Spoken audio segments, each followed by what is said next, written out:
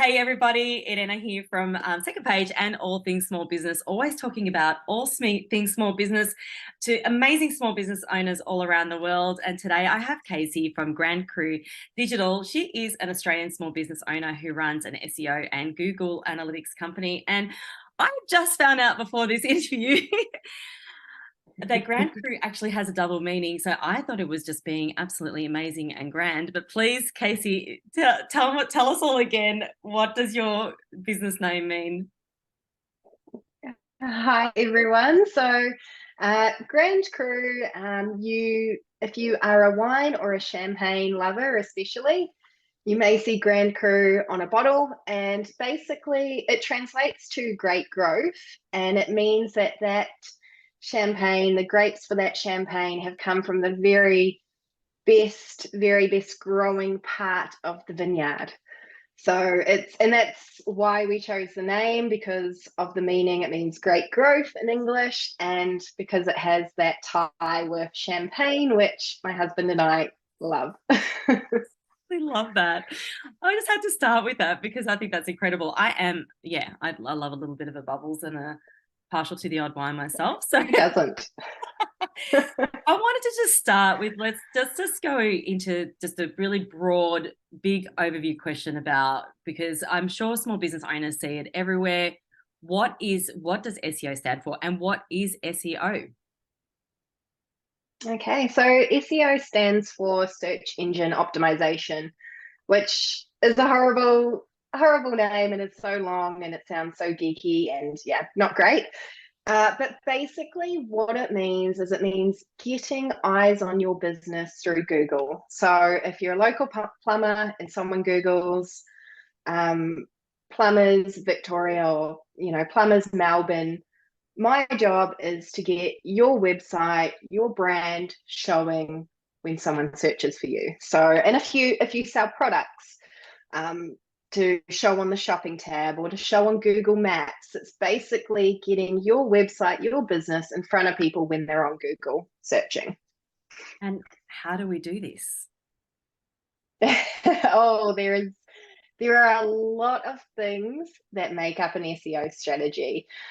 First and foremost, it is having good content, having content that people are looking for on your website. So if you have a particular service, if you clear drains, for example, having that on your website and talking about it and telling people what you do, having unique content as well. So you can't just take someone else's blog post about 5 ways of how to train a cat to do something. You can't just take what someone else has written and put that on your website. It needs to be unique. It needs to be about you and about your business. Well, that's going to get a little Yeah, bit. so there's yeah. That's going to get a little bit tricky with Chat Long story. GBT, isn't it? Yes, but I mean, if you go to our blog, I've actually just wrote an article a few weeks ago about how to use ChatGPT effectively when it comes to SEO, because yeah, you can use it, everyone can use it, Mm.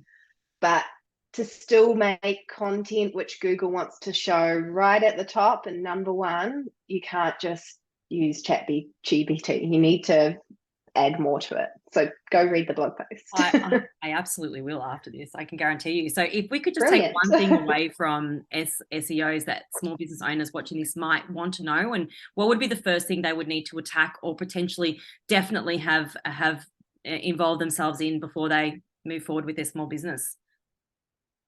Absolutely. Well, I think the biggest thing, which is an essential, especially if you have a physical location that people come and visit, like you have a shop or you're a hairdresser or you just have somewhere where your customers come to, is a Google business profile. So that you can have, even if you don't have a website, you can set that up. You can be found through Google Maps.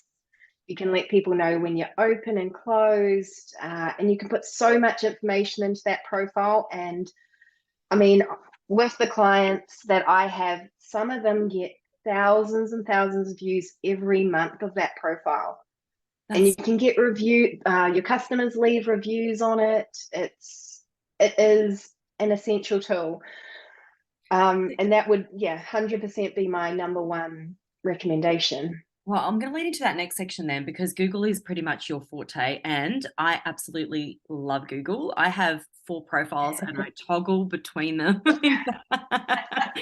I'm a little bit of a Love Google it. geek. I do, because I have my Brilliant.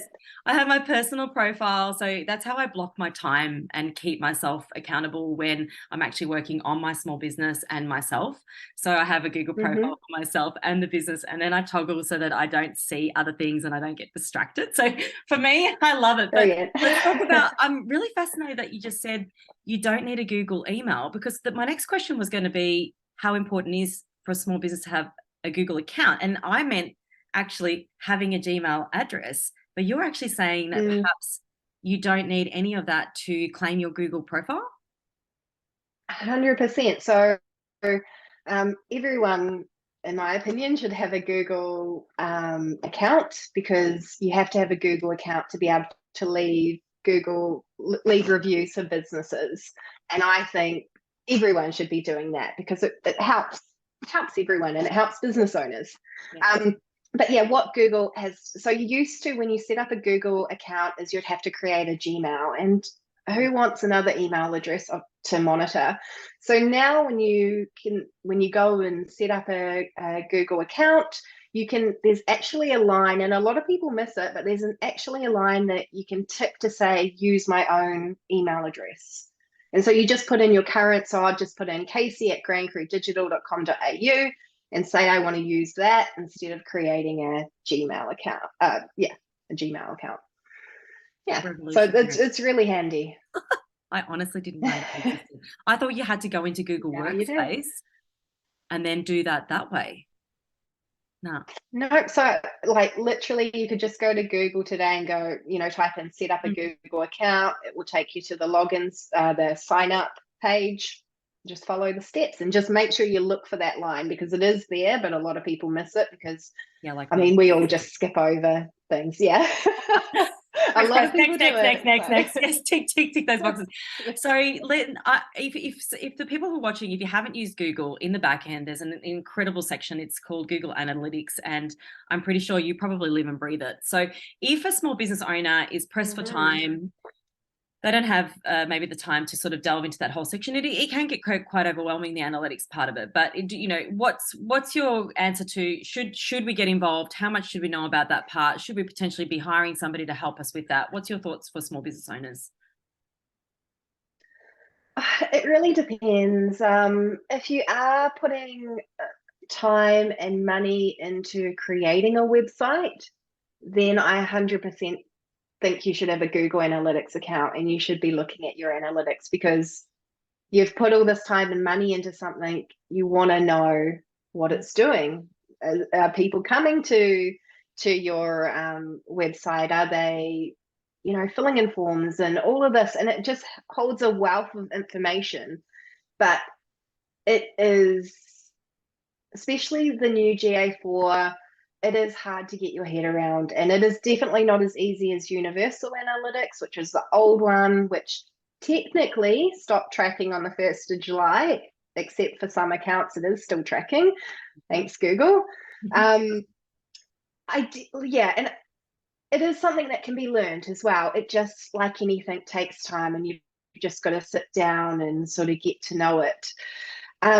One thing I do recommend to everyone as well is, if Google Analytics is really that daunting, maybe just put it to the side for the moment and set up what is called a Google Search Console account. Mhm. So this is another free tool, and it's an analytics tool, and you set it up, and once it's verified, that's maybe just the only tricky step, but typically it'll help you through that. But once it's verified, you don't have to do anything else. Google then pulls in all the stats, like what keywords are people typing in to bring up your website, which pages on your website are getting the most clicks from Google, if there are any issues that, Google is not showing your page because it's not mobile friendly. There's a lot of information within Google Search Console. And I find it's easier to digest than Google Analytics. So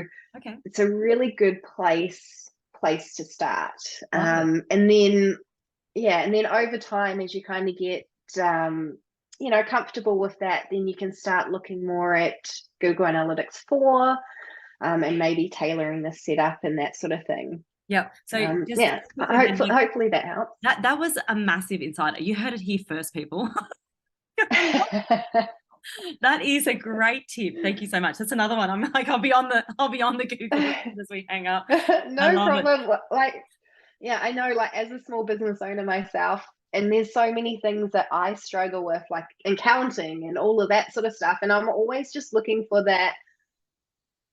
I want everyone to have Google Analytics. I really do. And I want you to all understand it, but I know it takes time. And Yeah. that's, the same for me with accounting and all of that. So Mm. it's just, working Yeah. up to it and knowing, yeah. That's exactly right. Well, at the beginning of your journey, you only have a certain amount of money to start your small. So you sort of got to Exactly. work out exactly where you want to put it, where you want to invest it. And you do need professionals to help you with the tech, with the accounting, with, lawyers and Yeah. so many aspects. So you kind of got to narrow down which parts and how much time you have to invest in those sort of things. So tell me something. I want to know, how did you get into all this? Oh, well, going back to the wine subject. Always goes back to So wine, doesn't it? exactly. I mean, my first job was in the wine industry, and I worked in the wine industry up until it must have been about 2012. At the time, I was 2010. I was working in the wine industry in Dubai, of all places. Oh, wow. It was at that point in time I decided to start writing a blog about wine.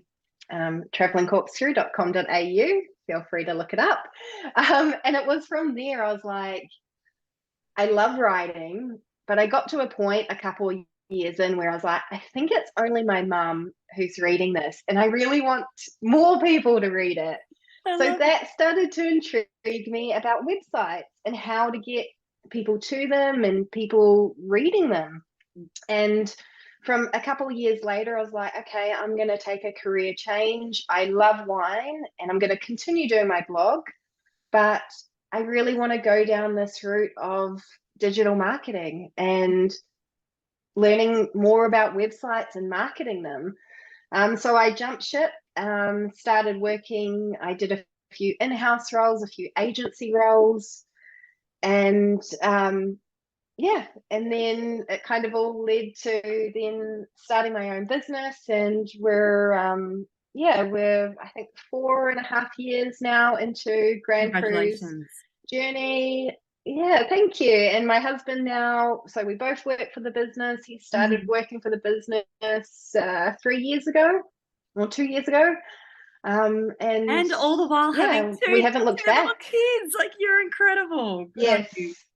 Incredible. And we have moved too many times within that time frame as well. So it has been a roller coaster of a, sort of 5 years. But yeah, no regrets, no changes. Yeah, been And I thank you fantastic. so much for taking the time to talk to us today. I hope everybody found that super valuable. We were trying to narrow down like what we can teach you in 5 to 10 minutes about SEO and Google. I hope that we achieved that today. I thank you so much, Casey, for your time, and I look forward to our next chat where we can, perhaps dive deeper into G4 once everyone's wrapped their head about it, or perhaps if anybody has any other questions about anything that we've talked about in this interview. Absolutely happy to share knowledge. That's exactly what we're here for, and we hope we've helped you in your journey. So thank you so much for your time today and for being a member of Second Page. That's how we're being connected. I thank you for supporting my small business as well. You're welcome. It's been an absolute pleasure. Have a wonderful day, everybody. See ya. Bye.